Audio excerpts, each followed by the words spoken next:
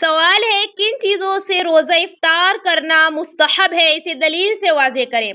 تو یہ دیکھیں اس کی دلیل حضرت انس رضی اللہ عنہ سے مروی ہے کہ رسول اللہ صلی اللہ علیہ وسلم کا معمول تھا کہ نماز مغرب سے قبل یعنی نماز مغرب سے پہلے تازہ کھجوروں سے روزہ افطار کرتے، جو ہمارے یہاں گیلے والے ڈیٹس آتے ہیں وہ، اگر تازہ کھجوریں نہیں ہوتی تو چھواروں سے روزہ کھولتے، جس کو آپ سوکھی کھجور بھی کہتے ہیں، اور اگر چھوارے بھی نہ ہوتے تو پانی کے چند گھونٹ پی لیتے۔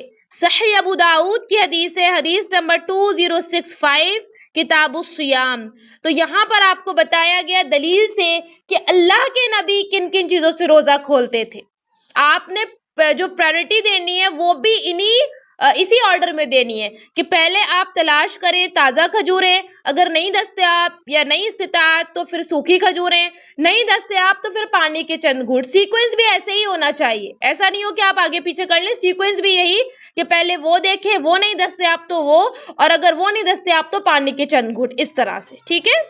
لیکن یاد رکھیں کہ یہ کھجور سے روزہ افطار کرنا مستحب ہے، واجب نہیں ہے۔ بعض لوگ سمجھتے ہیں یہ واجب ہے، واجب نہیں ہے، یہ مستحب ہے، سنت ہے۔ یقیناً آپ اس طرح سے کریں گے تو آپ کو بہت زیادہ اجر ملے گا، لیکن اگر کوئی نہیں کر پایا تو آپ اس کو گنہگار نہیں کہیں گے، کیونکہ یہ مستحب عمل ہے، واجب نہیں ہے۔ ادروائز آپ اس کے علاوہ کسی اور چیز سے بھی روزہ افطار کر سکتے ہیں، آپ کا روزہ درست رہے گا، روزے پہ کوئی اثر نہیں پڑے گا۔ البتہ یہ کہا جائے گا کہ آپ کو وہ جو سنت کا اجر ملنا تھا وہ اس میں کمی بیشی ہو جائے گی، لیکن واجب نہیں ہے یہ۔ اگر کوئی ایسا کرے گا تو یقیناً اس کو گنہگار نہیں کہا جائے گا جو ایسا نہیں کر سکے، لیکن جو لوگ ایسا کریں گے تو یقیناً اللہ تعالیٰ محسنین کے اجر کو ضائع نہیں کرتے۔ اللہ تعالیٰ آپ کو اس نیت پر روزہ افطار آپ کر رہے ہیں لیکن اجر بہت زیادہ دے گا۔